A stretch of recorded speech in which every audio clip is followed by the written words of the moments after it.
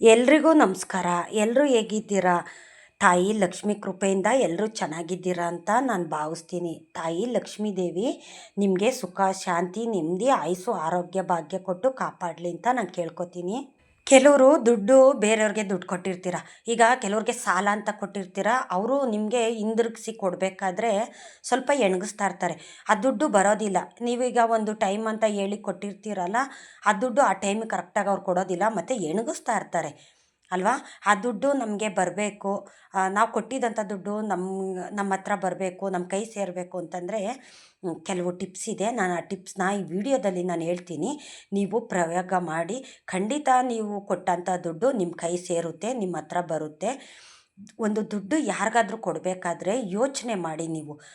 ಇಂಥವ್ರಿಗೆ ನಾವು ದುಡ್ಡು ಕೊಡ್ತಾಯಿದ್ದೀವಿ, ಅವರು ನಮಗೆ ಕೊಡ್ತಾರಾ, ಮತ್ತು ಕೊಡೋದಕ್ಕೆ ಎಣಗಿಸ್ತಾರ, ಎಷ್ಟು ಟೈಮ್ ಅಂತ ತಗೋತಾರೆ ಅಂತ ಇದನ್ನೆಲ್ಲ ಯೋಚನೆ ಮಾಡಬೇಕು ಅಲ್ವಾ? ಕೊಟ್ಟುಬಿಟ್ಟು ನಾವು ಯೋಚನೆ ಮಾಡೋ ಅಂಥದ್ದಲ್ಲ. ಕೊಡೋದಕ್ಕೆ ಮುಂಚೆ ಇದನ್ನೆಲ್ಲ ನಾವು ಯೋಚನೆ ಮಾಡಬೇಕಾಗುತ್ತೆ.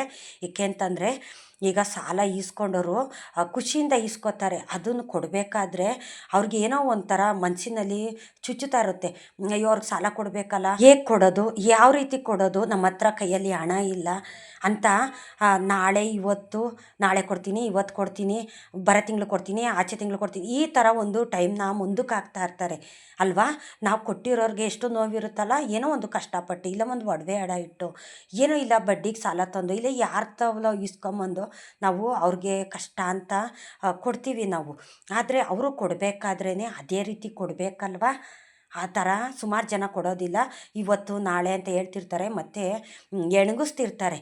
ಸರಿ, ಇವತ್ತು ನಾಳೆ ಅಂತ ಹೇಳಿದ್ರು ಪರವಾಗಿಲ್ಲ, ಕೇಳ್ಬೋದು, ಕೊಡ್ತಾರೆ ಬಿಡಪ್ಪ, ಕಷ್ಟ ಅನ್ನೋದು ಎಲ್ರಿಗೂ ದೊಡ್ಡದು ಅಂತ ನಾವು ತಿಳ್ಕೊತೀವಿ. ಆದರೆ ಆ ಸಾಲ ಕೊಡೋದಕ್ಕೆ ಅವರು ಎಣಗಿಸ್ತಾ ಇರ್ತಾರೆ, ಕೊಡೋದಿಲ್ಲ. ಮತ್ತು ರಫಾಗಿ ಮಾತಾಡೋ ಅಂಥದ್ದು, ಕೊಡೋದೇ ಇಲ್ಲ, ಏನು ಮಾಡ್ಕೋ ಹಾಗೆ ಹೀಗೆ ಅಂತ. ಏಕೆಂದರೆ ಸಾಲ ಇಸ್ಕೋಬೇಕಾದ್ರೆ ಇರೋಂಥ ಮನಸ್ಸು ಸಾಲ ಕೊಡಬೇಕಾದ್ರೆ ಅವ್ರಿಗಿರೋದಿಲ್ಲ.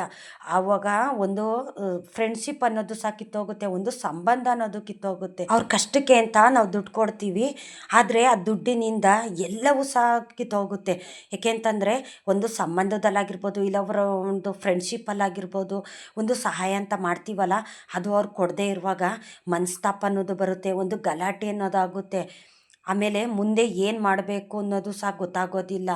ಆ ರೀತಿಯೆಲ್ಲ ಆಗುತ್ತೆ ನೋಡಿ. ನಿಮ್ಗೆ ಕೊಟ್ಟಿದ್ದ ದುಡ್ಡು ನಿಮ್ಮ ಕೈ ಸೇರಬೇಕು, ನಿಮಗೆ ಬರಬೇಕು ಅಂದರೆ ನಾನೊಂದು ರೆಮಿಡಿ ಹೇಳ್ಕೊಡ್ತೀನಿ. ಅದನ್ನು ನೀವು ಮಾಡಿ, ಖಂಡಿತ ನಿಮ್ಮ ದುಡ್ಡು ಬಂದೇ ಬರುತ್ತೆ.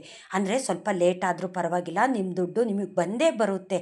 ಯಾಕೆ ಅಂತಂದರೆ ನಾವು ಅವ್ರಿಗೆ ದುಡ್ಡು ಕೊಟ್ಟಿರ್ತೀವಿ, ಅದು ಇಸ್ಕೋಬೇಕಾದ್ರೆ ಎಷ್ಟು ತಾಳ್ಮೆಯಿಂದ ಕಾಯ್ತೀವೋ ಅಷ್ಟು ತಾಳ್ಮೆಯಿಂದ ಇದೊಂದು ರೆಮಿಡಿ ಮಾಡಿ ನಾವು ಕಾಯಬೇಕಾಗುತ್ತೆ. ಫಸ್ಟ್ದಾಗಿ ನಂಬಿಕೆ ಇರಬೇಕು ಮನಸ್ಸಲ್ಲಿ. ನಮ್ಮ ದುಡ್ಡು ನಮಗೆ ಬರುತ್ತೆ, ಅವ್ರು ಕೊಟ್ಟಿದ್ದಾರೆ ನಮಗೆ ದುಡ್ಡನ್ನ, ನಾವು ಅವ್ರಿಗೆ ದುಡ್ಡು ಅಂತ ಕೊಟ್ಟಿದ್ವಲ್ಲ, ಆ ದುಡ್ಡು ನಮಗೆ ಕೊಟ್ಟಿದ್ದಾರೆ ಅಂತ ಈ ಥರ ಮನಸ್ಸಿನಲ್ಲಿ ಫೀಲ್ ಮಾಡ್ತಾ ಹೋಗಬೇಕು. ಒಂದು ನಂಬಿಕೆಯಿಂದ ಮಾಡಬೇಕು. ತಾಯಿ ಲಕ್ಷ್ಮೀ ದೇವಿ ಮೇಲೆ ಇದನ್ನೆಲ್ಲ ಭಾರ ಹಾಕಬೇಕು.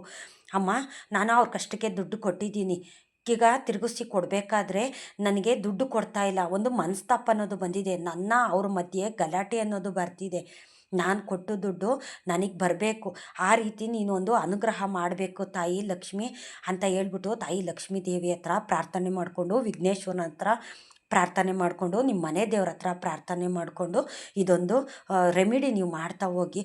ತುಂಬ ತುಂಬ ಒಳ್ಳೆಯದಾಗುತ್ತೆ. ನೀವು ಕೊಟ್ಟಂಥ ಹಣ ಸ್ವಲ್ಪ ಆದರೂ ಪರವಾಗಿಲ್ಲ, ಅವ್ರು ಕೊಟ್ಟೇ ಕೊಡ್ತಾರೆ. ಏಕೆ ಅಂತಂದರೆ ನೀವು ಈ ರೆಮಿಡಿ ಮಾಡೋದ್ರಿಂದ ನಿಮ್ಮ ದುಡ್ಡನ್ನ ಅವ್ರು ಇಟ್ಕೊಳ್ಳೋಂಗಿಲ್ಲ.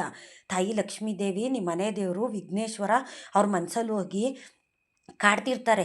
ನಿನ್ನ ಕಷ್ಟಕ್ಕೆ ಅವರು ದುಡ್ಡು ಕೊಟ್ಟಿದ್ದಾರಲ್ಲ, ಅದೇ ರೀತಿ ನೀನು ಅವ್ರಿಗೆ ಅವ್ರ ದುಡ್ಡನ್ನ ನೀನು ವಾಪಸ್ ಕೊಡಬೇಕು ಅಂತ ದೇವ್ರುಗಳು ಕಾಡ್ತಿರ್ತಾರೆ ಅವ್ರಿಗೆ. ಅದಕ್ಕೆ ಹೇಳೋದು, ನಾವು ಕೊಟ್ಟಂಥ ದುಡ್ಡು ನಮ್ಮ ಕೈ ಸೇರಬೇಕು ಅಂದರೆ ನಾವು ಕಾಯಲೇಬೇಕು. ಏಕೆ ಅಂತಂದರೆ ಅವ್ರು ಕೊಡೋ ತನಕನೂ ನಾವು ಕಾಯಬೇಕಲ್ವ? ಈಗ ಕೊಟ್ಬಿಟ್ಟಿರ್ತೀವಿ ನಾವು, ಕೊಟ್ಟಿದ್ದು ಒಂದು ದೊಡ್ಡ ತಪ್ಪು ಆಗಿಬಿಟ್ಟಿದೆ. ಈಗ ಅದು ಹಿಂದಿರುಗಿಸಿ ಪಡ್ಕೋಬೇಕಾದ್ರೆ ತಾಳ್ಮೆ ಇರಬೇಕು, ಸಮಾಧಾನ ಇರಬೇಕು. ತಾಳ್ಮೆಯಿಂದ ನಿಮ್ಮ ದುಡ್ಡು ಯಾವ ರೀತಿ ನೀವು ಪಡ್ಕೋಬೇಕು ಅಂತ ನೀವು ಆ ಥರ ಮಾಡ್ತಾ ಹೋಗಿ. ತಾಯಿ ಲಕ್ಷ್ಮೀ ದೇವಿ ಖಂಡಿತ ಅನುಗ್ರಹ ಮಾಡೇ ಮಾಡ್ತಾರೆ. ಏಕೆ ಅಂತಂದರೆ ಇದನ್ನು ಪ್ರಯೋಗ ಮಾಡಿದವ್ರಿಗೆಲ್ರಿಗೂ ಅಷ್ಟೇ ಕೊಟ್ಟಂಥ ದುಡ್ಡು ವಾಪಸ್ ಬಂದಿದೆ. ಆಯಿತಾ? ಸ್ವಲ್ಪನಾದರೂ ಅವ್ರು ಕೊಡ್ತಿರ್ತಾರೆ. ನಾನು ಒಂದು ರೆಮಿಡಿ ಹೇಳ್ತೀನಿ, ಅದರಂತೆ ನೀವು ಮಾಡಿ. ಒಂದು ಮಣ್ಣಿನ ದೀಪ ತಗೊಳ್ಳಿ, ಮಣ್ಣಿನ ದೀಪ ಸ್ವಲ್ಪ ದೊಡ್ಡ ಸೈಜಲ್ಲೇ ತೊಗೊಳ್ಳಿ. ನಿಮಗೆ ಯಾರು ದುಡ್ಡು ಕೊಡಬೇಕು ನೋಡಿ ಅವ್ರ ಹೆಸ್ರು ಬರೀರಿ. ಒಂದು ದುಡ್ಡಾಗಲಿ ಇಲ್ಲ ಒಂದು ಒಡವೆ ಆಗಲಿ ಏನೇ ಒಂದಾಗಲಿ, ನೀವು ಯಾರಿಗಾದ್ರೂ ಸಾಲ ಅಂತ ಕೊಟ್ಟಿರ್ತೀರ, ದುಡ್ಡು ಅಂತಲ್ಲ ಒಂದು ಒಡವೆನೇ ಆಗಿರ್ಬೋದು, ಅವ್ರ ಹೆಸ್ರು ಬರೀರಿ ಆಯಿತಾ.